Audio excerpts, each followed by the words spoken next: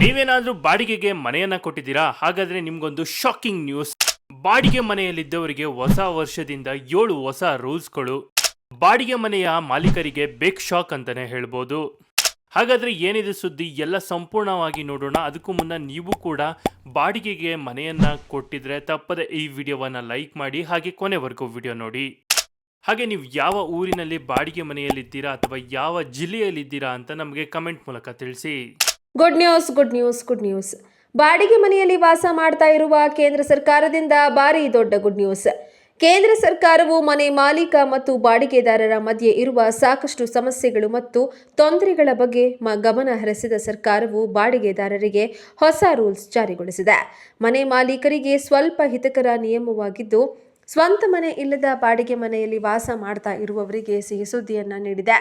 ಬನ್ನಿ, ಇಷ್ಟಕ್ಕೂ ನೀವು ಕೂಡ ಬಾಡಿಗೆ ಮನೆಯಲ್ಲಿ ವಾಸ ಮಾಡುತ್ತಿದ್ರೆ ತಪ್ಪದೆ ಈ ವಿಡಿಯೋಗೆ ಈಗಲೇ ಒಂದು ಲೈಕ್ ಮಾಡಿ, ಹಾಗೂ ಈ ವಿಡಿಯೋನ ಕೊನೆವರೆಗೂ ನೋಡಿ.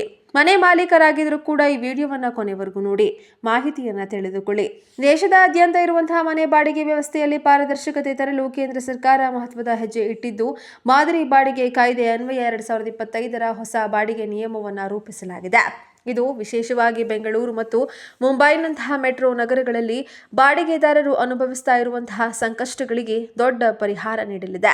ಬಾಡಿಗೆದಾರರು ಮತ್ತು ಮಾಲೀಕರ ನಡುವಿನ ಸಂಬಂಧವನ್ನು ಸುಧಾರಿಸಲು ಹಾಗೂ ಅನಗತ್ಯ ಕಿರಿಕಿರಿಗಳನ್ನು ತಪ್ಪಿಸಲು ಈ ಹೊಸ ನಿಯಮಗಳನ್ನು ಸಹಕಾರಿಯಾಗಲಿವೆ.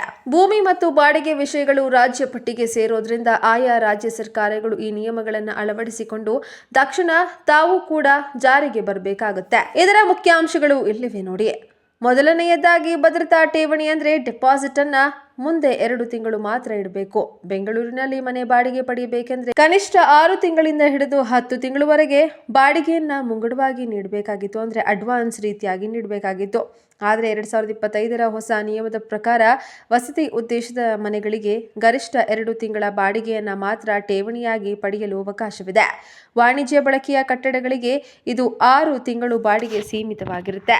ಇದು ಐಟಿ ಉದ್ಯೋಗಿಗಳಿಗೆ ಮತ್ತು ಮಧ್ಯಮ ವರ್ಗದವರಿಗೆ ಭಾರಿ ನೆಮ್ಮದಿ ತಂದಿದೆ.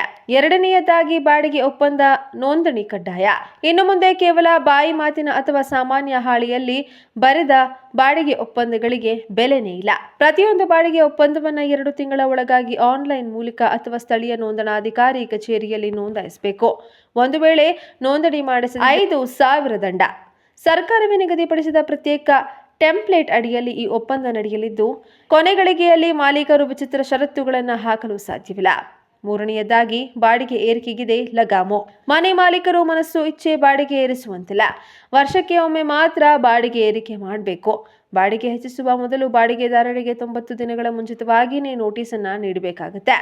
ನಾಲ್ಕನೆಯದಾಗಿ, ಡಿಜಿಟಲ್ ಪೇಮೆಂಟ್ ಮತ್ತು ತೆರಿಗೆ. ಬಾಡಿಗೆ ವ್ಯವಹಾರದಲ್ಲಿ ಪಾರದರ್ಶಕತೆ ತರಲು ಮಾಸಿಕ 5,000 ರೂಪಾಯಿಗಳಿಗಿಂತ ಹೆಚ್ಚಿನ ಬಾಡಿಗೆಯನ್ನ UPI ಬ್ಯಾಂಕ್ ವರ್ಗಾವಣೆ ಮೂಲಕ ಡಿಜಿಟಲ್ ರೂಪದಲ್ಲಿ ಪಾವತಿಸುವುದು ಕಡ್ಡಾಯ. 50,000ಕ್ಕಿಂತ ಹೆಚ್ಚು ಬಾಡಿಗೆ TDS ಕಡಿತ ಅನ್ವಯವಾಗುತ್ತೆ.